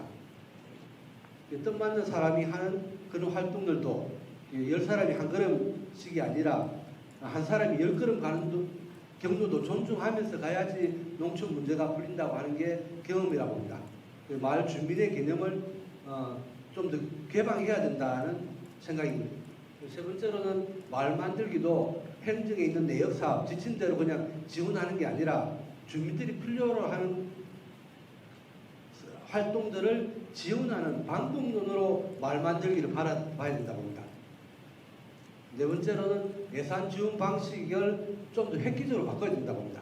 공모 방식, 보조사업 지원하는 방식으로는 농촌 마을은 지금 사업계획서도 쓸 수 없는 마을들이 부족한데 그런 마을을 무시하고 사업 계획서를 자꾸 제출하시라고 우리가 창안학교 같은 방식으로 계획서 작성을 하는 과정을 도와주는 활동도 해야 되지만 마을 공동체 활동 자체가 공공성 있는 활동이라 생각한다면 모든 행정기마다 매년 반복적으로 일정한 예산을 계속 지원하는 그 방식이 마을 활성화에 훨씬 더 도움된다고 합니다. 5억 사업, 10억 사업 지원하는 것보다 1억만 있으면 면단위 모든 행정기에 300만 원씩 다 지원할 수 있는 액수입니다. 이런 방식을 획기적으로 도입하지 않고서는 어렵지 않겠냐 싶습니다. 마을을 주시오는 방식의 공모사업은 좀 줄여야 되지 않겠냐 싶습니다. 이 네 가지 관점을 정비하고 관점 바꾸고 갑시다 한 게 주장입니다. 이 부분에서 충남의 충분한 합의는 아니지만 이 방향성을 제안하고 이런 방향이 지금 기본 계획이 정리되어 나가고 있습니다. 저희들 설문조사를 해봐도 그렇고 전문가 의견도 그렇고 이 방향성에는 기본적으로 동의를 합니다. 세부 사업이 어떻게 반영할지는 좀 더 두고 봐야 될 텐데 여기 모인 분들 모두 다의 숙제이기도 하니 토론을 해봤으면 좋겠습니다. 그래서 사업도 여러 가지 있는데 제안하는데 보통 말하는 기본 계획 같은 수립하면 내역 사업으로 수십 가지를 발굴합니다. 하여튼 그렇게 한들 사업 많이 발굴해도 예산도 없을 뿐만 아니라 할 사람도 없는데 그렇게 많은 걸 하려고 하지 말고 이 마을 만들기를 방법론을 받아들이면 행정부서에 다른 부서에 마을 만들기 사업은 훨씬 더 많이 있다고 그 사업을 발굴해서 갑시다. 그래서 제안 드렸던 것은 첫 번째로는 다른 부서에도 마을 사업이 많이 있으니 마을 사업 목록을 정리하고 마을 사업을 제공하는 데 집중하자. 말만들기 지원센터를 소관하는 담당 부서에 있는 사업만이 말만들기 사업인 건 아니다. 시군 역량한 사업만 마을 사업인 게 아니다. 이 관점을 분명히 하고 다른 부서에 있는 마을 사업을 발굴하고 주민들에게 정보를 제공하고 찾아가는 경로들을 도와주는 있잖아요. 그렇게 해야 업무량이 관리가 된다는 거예요. 센터도 그렇고 행정의 담당 부서도 업무량이 관리될 것이라고 봅니다. 오른쪽 아래에 있는 것은 청량군에서 만들었던 자료고 왼쪽에는 충남도에서 2년 간격으로 만들었던 자료입니다. 이 모든 지자체마다 의무적으로 이걸 만듭시다.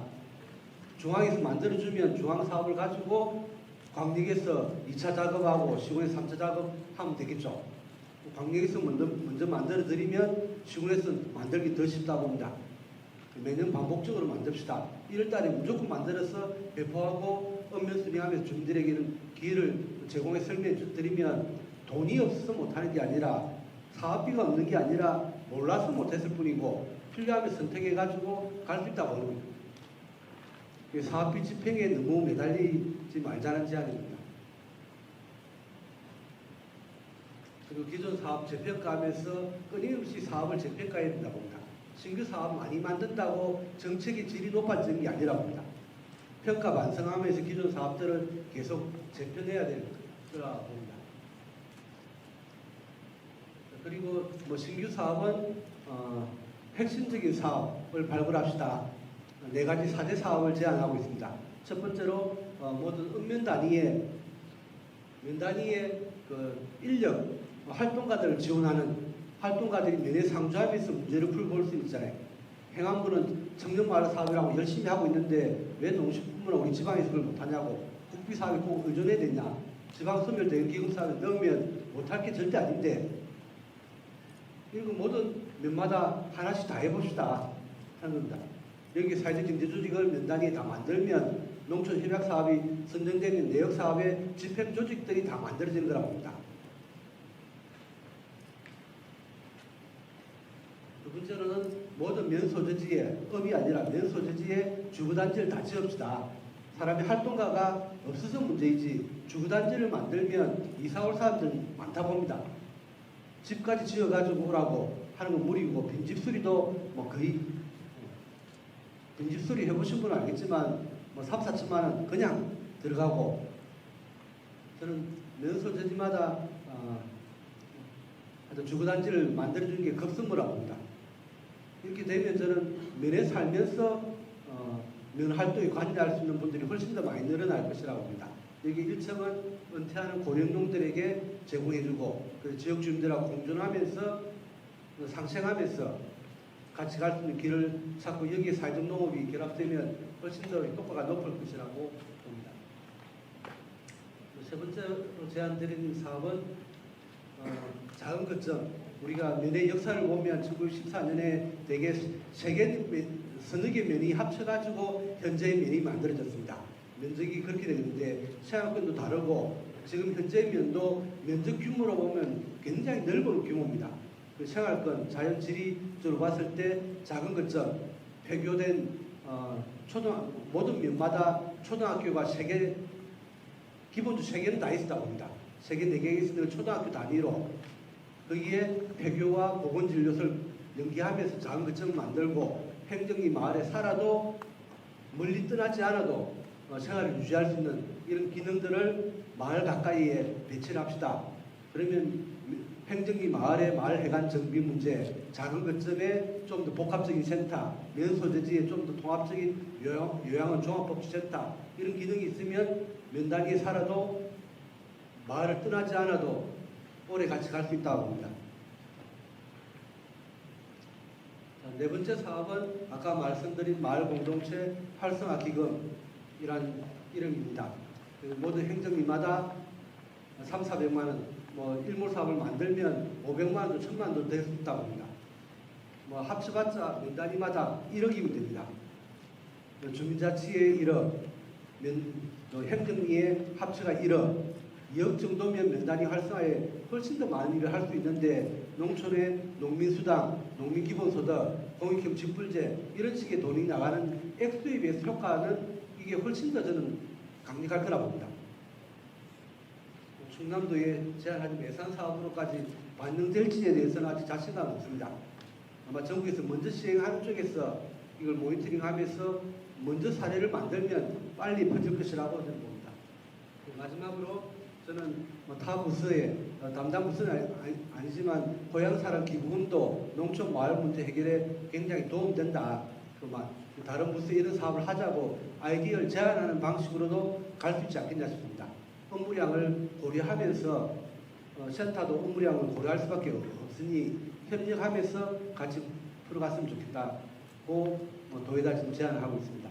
이런 관점들을 마을 만들기, 마을 공동체 활성화의 큰 방향의 정책의 틀 속에서 검토해 보시면 좋겠다고 제안드리면서 마무리 짓겠습니다. 이상입니다. 네, 지금까지 농촌재생과 지방소멸대응기구 활용 방안에 대해서 발표해 주신 구자희 소장님께 다시 한번 뜨거운 박수 부탁드리겠습니다. 감사합니다.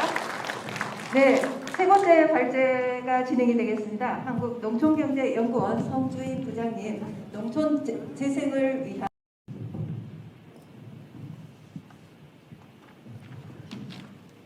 네, 시작하겠습니다. 한국농촌경제연구원에서 일하고 있고요. 저는 농촌 지역개발과 관련된 그런 일들을 하고 있습니다. 그래서 여러 현장의 문제의식이라든지 이런 것들은 충분히 좀 말씀들을 주셨고, 저는 이제 농촌의 변화 이런 것들을 연구자 입장에서 어떻게 볼 건지 그런 것들을 좀 말씀드리고, 그다음 또 중앙정부의 정책이 이제 농촌 재생이라는 이름으로 지금 정부에서도 진행이 될 것 같은데, 거기에 이 현장 활동과 또 공동체 조직 이런 입장에서 어떤 내용들을 세울 필요가 있는지 그런 것들을 좀 생각해 보겠습니다. 농촌 재생에 어떤 관점이 필요할까 이런 고민들. 저도 이게 그 발표 준비하면서 마을 공동체 활성화라고 이름 붙였는데 마을 공동체 활성화가 뭔가 이런 고민도 좀 있고, 또 부장님 같은 말씀하셨는데 공동체 활성화를 왜 해야 되는지 이런 것들도 좀 생각을 하게 됐습니다. 대략 크게 4가지 말씀을 드릴 거고요. 우리 농촌 지방 소멸 얘기를 많이 하는데 이 그림이나 이런 것들은 익히 잘 알고 계실 겁니다. 지방 소멸 위기감 때문에 지방 소멸 대응 기금도 만들어지고 여러 가지 정책이 추진되고 있습니다. 과거보다 분명히 소멸 점점 더 소멸 지역이 확대되는 뭐 이런 그림들도 나오고 있는데 그래서 저는 짚고 넘어갈 부분은 있다고 생각합니다. 이 지방 소멸 기술 같은 게 기본적으로 현재 살고 있는 인구를 기준으로 만들기 때문에 그렇게 산출하기 때문에 사회적 증가 이런 것도 반영이 안 돼 있죠. 새로 들어올 인구 현재 구조만 가지고 얘기를 하다 보니까 그리고 또 이게 인구 문제가 워낙 심각한 것은 분명한 사실이지만 이 농촌의 위기가 인구 문제 때문에만 오는가 뭐 이런 고민도 해봐야 되고 또 사람만 들어오면 또 농촌이 활성화되는 것이니까 그런 문제의식도 가질 필요가 있다고 생각합니다. 그러니까 그 지방 소멸 위기론이 좀 다소 너무 과하게 그렇게 좀 인식되는 그런 측면도 있겠다 이런 생각입니다. 뭐 이런 얘기에 처음 출발한 일본에서도 그런 비판들은 많이 있었고요. 근데 또 다른 그림들도 있습니다. 그 주민족 인구 순유입 인구 기준으로 했을 때 그 인구 순유입 지분들이 과거보다는 늘고 있는 현상은 분명히 나타나고 있습니다. 큰 숫자들은 아니지만 그다음에 그 오른쪽 위에 그림 보시면 그건 이제 베이비 부머 연령층인데 이 사람들은 과거에 이 이촌 향도의 주 연령층이었죠. 주 계층이었는데 그 연령층으로 한정하면 거의 대부분 시군에서 순유입이 일어나고 있습니다. 수도권이 아닌 지역에도. 그러니까 분명한 트렌드 변화, 구조적인 변화 이건 나타나고 있다고 말씀드릴 수 있을 것 같아요. 청년층 유출 이런 문제는 지속되고 있지만 그리고 코로나19 이후에 뭐 농촌에 가겠다 이런 의향층 이런 것들도 그림 보시듯이 좀 더 많고 실제로 작년 비농기촌 집계 결과에 의하면 최근 몇 년 내 사이에 가장 큰 숫자로 비농기촌 유입이 있었다 이런 그 집계도 나옵니다. 그 다음에 그 농촌에서 뭔가 좀 내 버킷리스트를 실현해보겠다 이런 도시민들도 많이 있고 그러면서 또 관계 인구에 대한 얘기가 나오는 것도 알고 계실 겁니다. 일본에서 나온 얘기지만 우리에서도 그런 얘기들이 요즘 많이 되고 있고 그래서 꼭 주소지로 옮기지 않더라도 농촌에 오가면서 농촌을 활동 무대로 삼는 그런 도시민들도 늘고 있다는 것입니다. 작년에 저희가 연구를 했었는데 그 오른쪽 그래프 보시면 대략 특정한 농촌 지역을 지속 방문한다라고 하는 그 비율 그게 BCD로 나타난 그룹인데 그중에서도 좀 더 직접적으로 친지나 부모 친지 방문이 아닌 다른 목적으로 농촌을 간다 그런 비율 그건 B 그룹인데요. 뭐 이렇게 집계가 되기도 합니다. 그래서 제가 지금 이런 그림들을 보여드리는 이유는 좀 엇갈린 얘기인데 처음에 지방 소멸 뭐 인구 과소화 이런 얘기 하다가 또 이런 현상도 있다 그런 말씀인데 반드시 그 농촌의 뭐 잠재력을 나타내는 것이긴 하지만 이 자체로 농촌의 활성화를 나타내는 그림은 아니라는 것을 또 짚고 넘어갈 필요가 있겠습니다. 특히나 또 농촌 공동체 활성화 측면에서 지금 나타나는 현상들이 마스크 벗고 하겠습니다. 그러니까 공동체 활성화라는 측면에서 이런 인구 유입이라든지 뭐 활동 인구 증가 이런 것들이 반드시 그 긍정적으로만 작용하지 않는 그런 측면들도 있다는 그런 말씀을 드리는 겁니다. 우리가 너무 그러니까 인구 유입 자체에만 그 초점을 두고 농촌의 활성화라든지 농촌 재생 문제를 생각해서는 안 된다. 그런 말씀이고요. 그래서 그 뭐 주요 몇 가지 저희들 그동안 진행했던 연구 결과를 바탕으로 해서 그럼 실제 우리 농촌 마을에 어떤 변화가 나타나고 있느냐 그리고 그걸 어떻게 바라볼 거냐 하는 얘기를 말씀드리겠습니다. 근데 여기서 얘기하는 마을은 뭐 기본적으로 분석 단위는 그 주로 행정리나 뭐 그런 단위가 되겠습니다. 그 행정리라는 단위 그게 모든 마을을 대표한다 이렇게 말씀드릴 수는 없지만 기본적인 어쨌든 뭐 여러 가지 그 각종 자료라든지 뭐 이런 것들 그 분석 단위가 그렇게 있고 그다음에 실제 뭐 기본 농촌 마을들이 기본적으로 과거부터 행정리를 기본으로 해온 그 전통이 있기 때문에 그걸 출발로 해서 우리가 공동체 활성화를 생각해볼 필요가 있다고 생각합니다. 그래서 보면 분명히 인구가 늘어나는 그런 마을들도 과거보다는 늘고 있는 건 분명한 사실입니다. 이 그래프 보시면 최근에 와서 약간 주춤하긴 하지만 과거보다는 인구 증가 마을 비율이 조금씩 늘고 있는 지역 유형별로도 그렇게 나타나고. 근데 반대로 또 계속 감소하는 마을들도 여기 꾸준히 최근에 한 60, 70% 정도 과거보다 좀 줄었지만 그래도 훨씬 많은 마을들이 계속적으로 인구 감소가 이루어지고 있다. 분명히 나타나고 있는 현상이고요. 이건 앞에 거는 이제 좀 더 많은 7, 8천 개 마을 가지고 분석한 거고, 이건 이제 저희가 패널 마을 사업이라는 걸 합니다.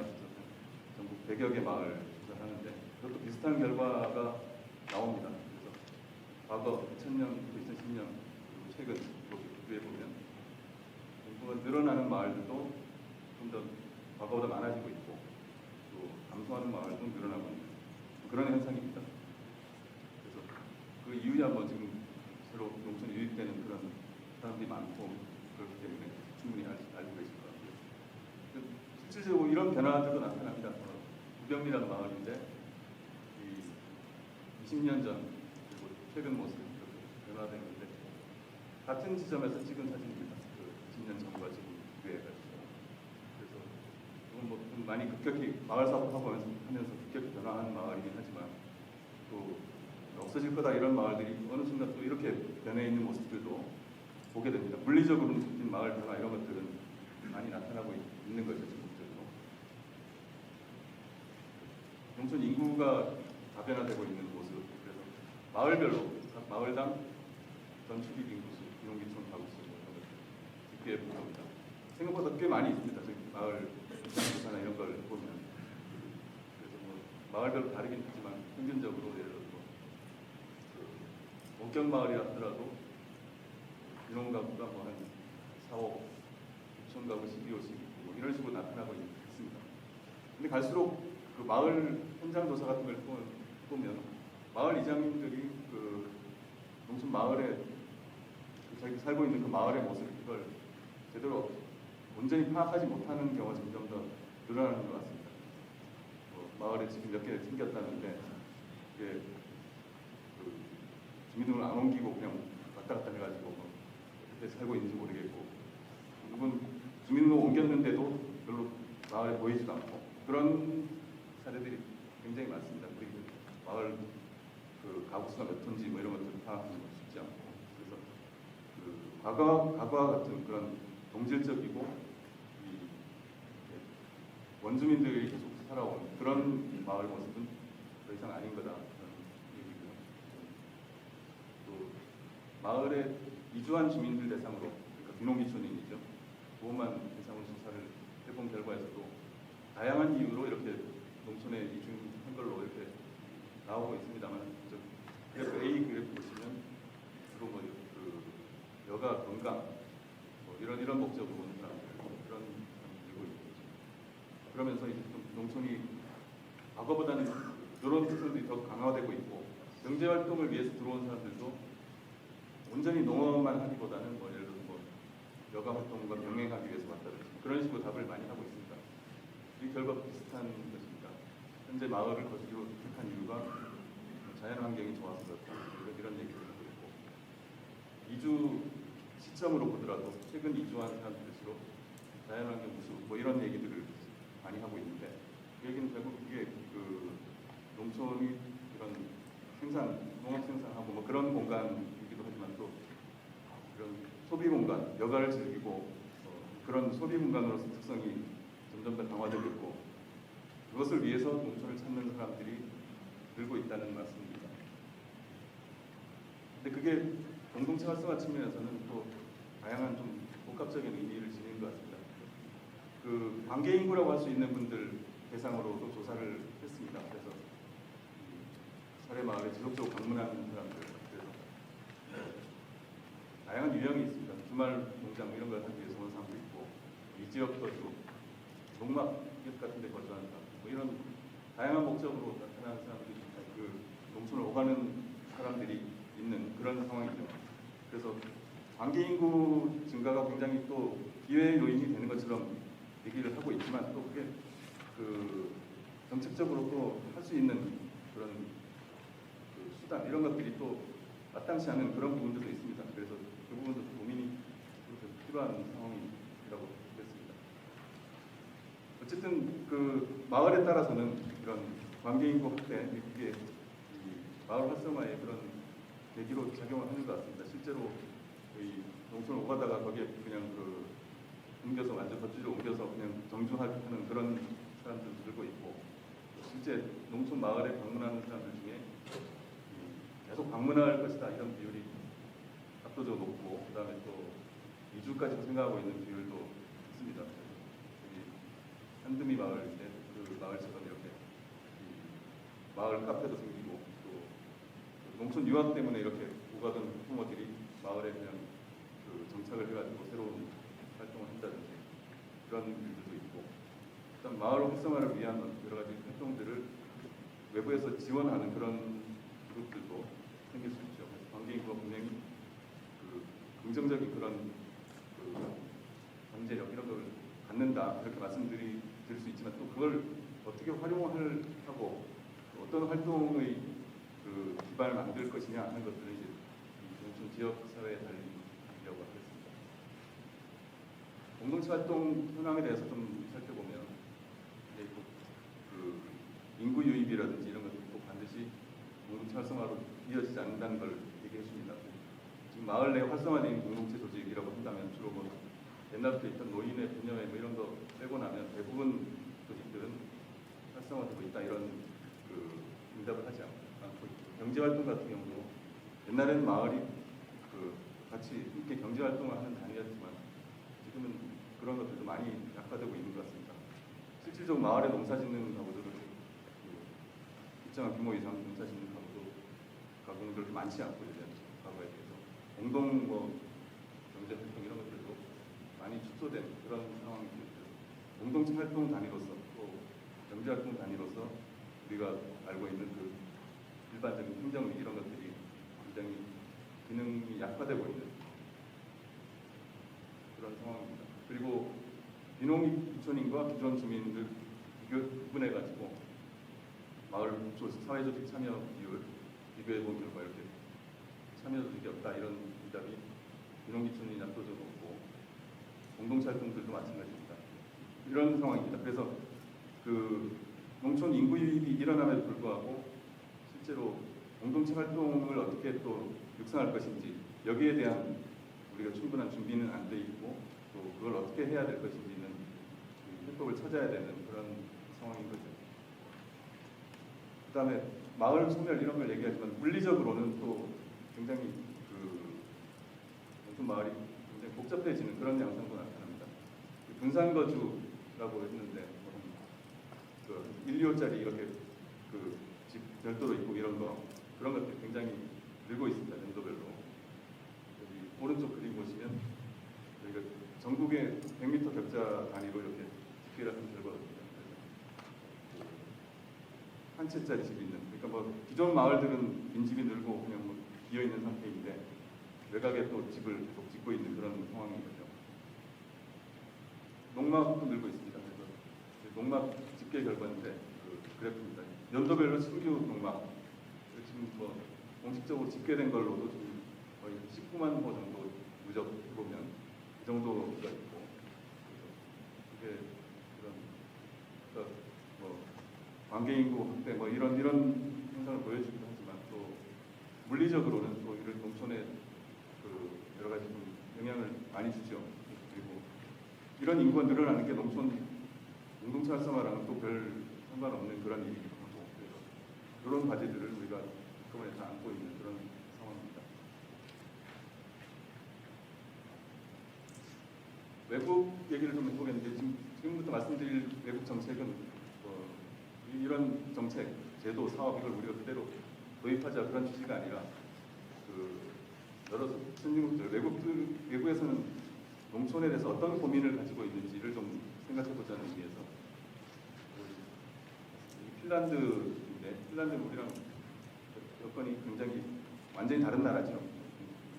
넓은 땅에 그 농촌에 또 사람 별로 우리보다 훨씬 많이 살고 있지 않고 뭐 그러는데 그럼에도 불구하고 스웨덴보다는 농촌에 많은 그 주민들이 살고 있는 편이라고 봅니다. 그리고 농촌에 그뭐 농업이라든지 그런 것만이 아니라 임업이라든지 바이오 에너지, 그다음 그 수산업 뭐 이런 것들이 많이 발전해 있는 그런 나라입니다. 근데 이제 이런 나라에서도 장래 농촌을 어떤 시나리오로 이렇게 이 장래 농촌을 발전시킬 거냐 여기에 대한 그 고민들을 하고 있는 것 같습니다. 그래서 몇 가지 시나리오를 제시했는데 그걸 한번 거기에 깔려 있는 문제의식을 좀 주목해 볼 필요가 있다고 생각합니다. 그래서 기본은 그런 것 같습니다. 그러니까 농촌에 계속 사람이 살고 경제활동을 영위하고 뭐 그리고 또 어떤 방식으로 경제활동을 영위하고 이럴 거냐 하는 데 대한 일단 1차적인 고민이 필요합니다. 그러니까 농촌의 여러 가지 인프라도 취약하고 제대로 된 서비스를 공급하는 또 어려움이 있기 때문에 사람이 살기보다는 그냥 도시 중심으로 살도록 하고 농촌은 그냥 이렇게 그 자연 그 상태로 놔두느냐 아니면 뭐 산업 활동을 하도록 하느냐 뭐 그런 여러 가지 고민이 있는데 예를 들어서 4번 시나리오 같으면 여기는 이제 그 주로 정책은 이제 도시에 집중을 시키고 경제활동 공간으로서도 농촌의 가치는 그렇게 뭐 높지 않은 거죠. 그러다 보니까 그냥 이 필요한 어떤 뭐 일이 있을 때 땅을 내주는 그런 역할이 농촌이 되는 거죠. 그리고 일부 뭐 경치 좋은 곳이라든지 이런 것들이 이제 일부 계층에 의해서 선별적으로 뭐 전원주택을 짓든지 세컨하우스를 짓든지 뭐 이런 식으로 소비되는 그런 시나리오인데 우리도 그런 측면이 있다고 생각합니다. 아까 본 그림 이 농촌은 도시에 필요한 땅을 내주는 공간이고 그 다음에 좀 경치 좋은 데는 집을 짓고 그 여가를 즐기면 되고 뭐 그런 식으로 인식이 될 수도 있겠다 그런 생각인데 반면에 조금 더 그 3번 시나리오로 간다면 그런 것 같습니다. 유럽 같은 경우는 어쨌든 환경이라든지 이런 것들 굉장히 중시하기 때문에 농촌은 그 탄소 중립이라든지 이런 것들을 위한 공간으로 그렇게 만들고 환경이 잘 보존되고 생물 다양성을 유지시키는 그런 공간으로 농촌을 만들고 굳이 사람이 억지로 살 필요는 없는 거죠. 도시에 살면 되는 거니까. 그래서 그 농촌 자체는 얼마 전에 OECD와 관련된 컨퍼런스를 참여했었는데 유럽 국가들은 그런 얘기를 하고 일부에서 그런 얘기를 하는 것 같습니다. 리와일딩이라고 해가지고 다시 이제 자연으로 돌린다는 거죠. 그 미래 환경적 가치를 위해서 사람은 도시에 살면 되고 농촌은 환경 가치를 유지하고 보존하는 그런 곳으로 가면 된다. 그게 3번 시나리오가 되는 건데 반론도 있습니다. 농촌의 주민들이 살아가면서 이 환경을 잘 지키고 농업 활동을 하면서도 그 환경적 가치를 증진시킬 수 있는 그런 활동을 하고 전통과 문화를 유지하고 이런 것이 오히려 훨씬 더 나은 시나리오이다. 이런 얘기도 하게 됩니다. 그리고 필요한 경제활동도 하게 되고 거기에 따라서 이제 1번, 2번 시나리오로 이제 가게 되는 것인데 1번과 2번의 가장 큰 차이라고 한다면 커뮤니티 기반의 어떤 경제활동 이걸 중요하게 계속 끌고 가도록 해야 되겠다 그런 얘기들이거든요.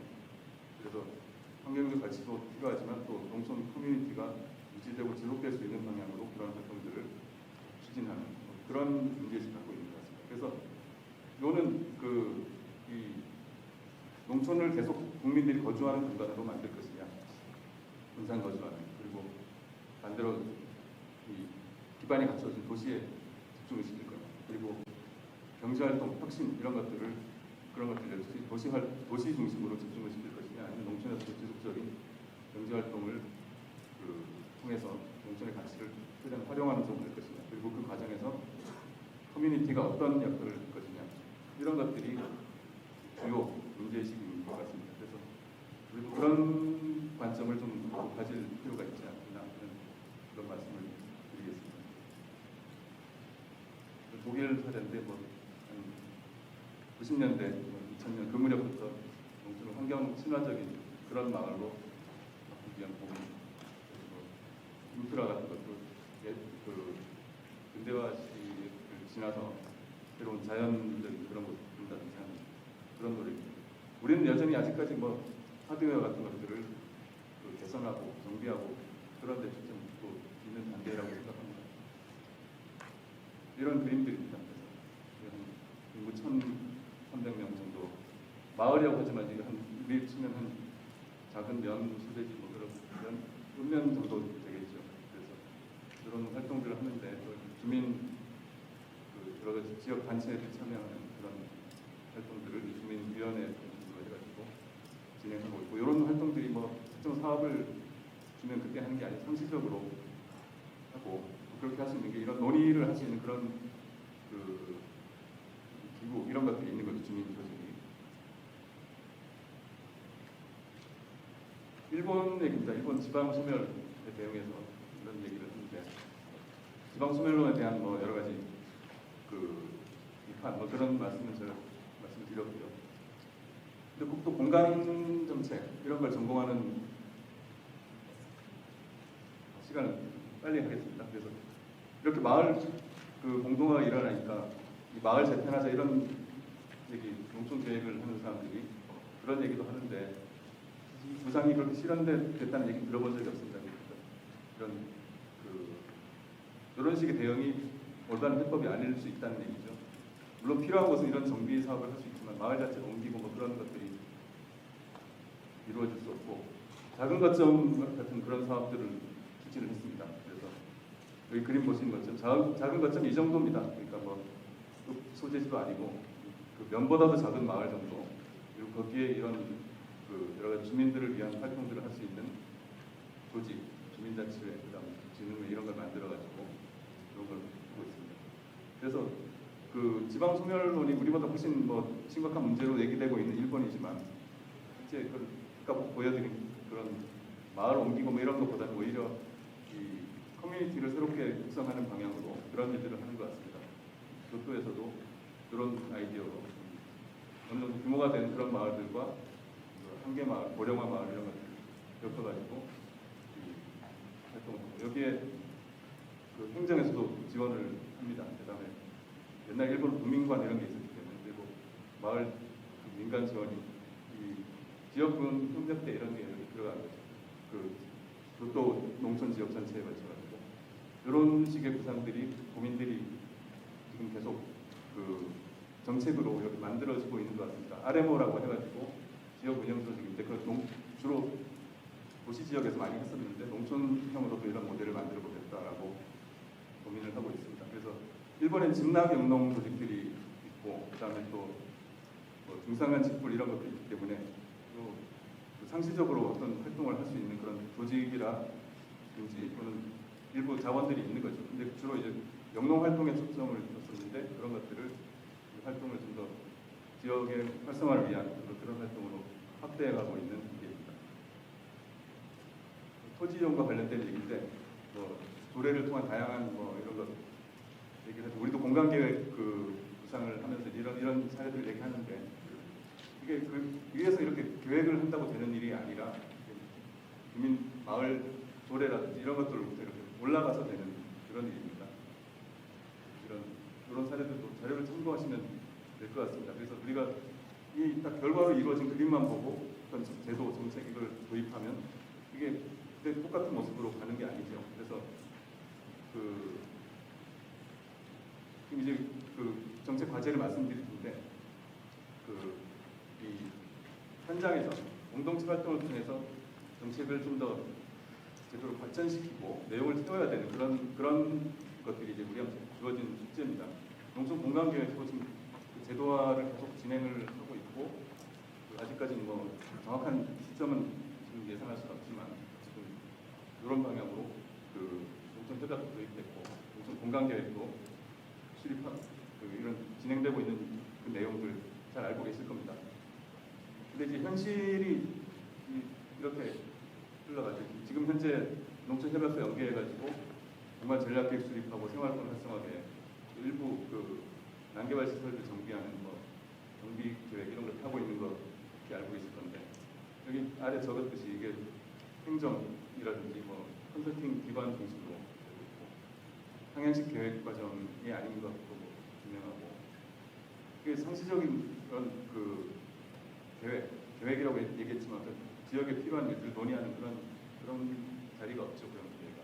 그러다 보니까 결국 인프라 조성하는 사업으로 이 사업 끝난 후에 또 그냥 그걸로 끝이는 거 그게 현실인 겁니다.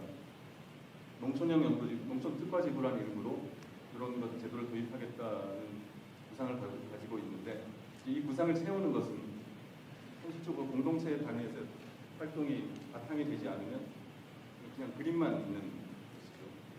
뭐 토부라든지 뭐 다른 타부처와의 어떤 그 제약 이런 게 문제가 아니고 실제로 제도 도입을 위해서 현장의 움직임이 있어야 되는데 그 움직임을 만들어내는 게 더 훨씬 더 중요한 과제라고 생각합니다. 상향식 활동 이런 것들이 이루어질 수가 있어야만 공간 계획의 그림이 완성될 수 있을 것이고 그런 대목에서 이제 마을 공동체 지원센터에서도 앞으로 계속 이런 쪽에 좀 관심을 가질 필요가 있겠다는 얘기고요. 아까 부장님 박사님 면 소재지의 그 주거단지 조성 말씀하셨는데 이런 구상도 해볼 수 있을 것 같습니다. 그리고 마소화 마을 이런 정비랑 엮어가지고 사업을 하는 그런 아이디어도 생각해 볼 필요가 있고요. 무엇보다 민간협치 체계, 체계 뭐 이런 것들을 만들어내기 위해서는 현장에서 움직이는 활동 주체들이 있어야 됩니다. 선수로 뛸 수 있는 주체들을 만들어내는 게 앞으로 우리 숙제라고 생각하고요. 영국의 리더 프로그램 사례인데 한 30억 돈이 들어갔는데 우리 군 정도 크게 되는 거죠. 근데 사업은 한 70개서 상향식 프로젝트를 할 수 있었습니다. 그걸 할 수 있었던 이유가 사업비가 있어서라기보다는 이런 활동을 해오던 단체들이 있었기 때문에 이걸 계기로 또 새로운 동력을 제공하는 거죠. 그래서 뭐 마이크로 비즈니스도 있고 관광, 휴양, 커뮤니티 필요한 일들 이런 일들을 실행하는 그런 활동 조직을 구성하는 것이 앞으로 우리한테 주어진 과제라는 생각이고요. 그러니까 어떤 사업이 갔으면 그 사업을 계기로 해가지고 뭔가 활동의 단위를 만들어내는 이게 청산로 사례인데 잘 아시죠? 구들장농 보전을 위해서 보전협의회가 조직이 됐는데 이게 세계 농업유산이 되면서 그래도 또 연도별로 한 1, 2억 정도씩 이렇게 돈이 지원이 됩니다. 활동을 할 수 있는 그런 계기가 마련해지고 그러다 보니까 그런 구들장 보관 활동 이런 걸 하게 되고 본원별 활동도 할 수 있는 그래서 지금 공간 계획을 계기를 하고 있는데 거기에 실질적인 내용을 채우기 위해서는 이런 식의 계기를 마련하는 것이 앞으로 필요한 과제일 것이다. 그런 말씀을 드리겠습니다. 네. 농업환경 보전이라든지 공익직불, 선택직불 확대하겠다 이런 얘기를 하고 있죠. 지금 직불 예산을 모조까지 확대하는 걸로 얘기했기 때문에 구상만 지금 얘기가 되고 있는 상황인데 그런 것들도 이런 운동연 사례입니다. 그래서 이런 활동들을 할 수 있는 어떤 계기로 활용할 필요가 있겠다. 다양한 농촌에서 벌어진 사업들이 공동체 조직들 중심으로 상시적으로 이루어질 수 있도록 만드는 것이 앞으로 숙제일 거라고 생각합니다. 준비한 자료 여기까지 말씀드리겠습니다. 고맙습니다.